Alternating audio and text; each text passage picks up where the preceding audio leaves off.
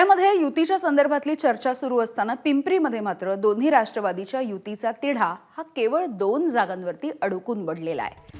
पिंपरी विधानसभेची निवडणूक लढलेल्या शरद पवार यांच्या राष्ट्रवादीच्या सुलक्षणा शिलवंत आणि युवाध्यक्ष इम्रान शेख यांच्यासाठी चढाओढ सुरू असल्याची माहिती समोर येते आणि यासाठी उपमुख्यमंत्री अजित पवारांच्या सोबत झालेल्या गुप्त बैठकीमध्ये अमोल कोल्हे आणि रोहित पवार यांनी आग्रह धरला।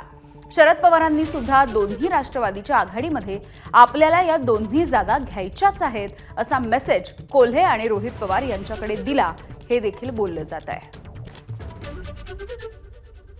दादांबरोबर मी काम केलेलं आहे, साहेबांबरोबर मी काम केलेलं आहे। संघटनेचा एकत्र संघटना असतानाच मी अध्यक्ष आहे, त्याच्यामुळं माझ्या मागे दादांची देखील माझ्या बाबतीमध्ये चांगली भूमिका आहे आणि आदरणीय रोहितदादा असतील, कोल्हे साहेब, सुप्रियाताई, सर्वच जण माझा पक्ष पूर्ण माझ्या पाठीशी आहे। त्याच्यामुळे मला विश्वास आहे की आमच्या दोघांच्या बाबतीत अन्याय होणार नाही।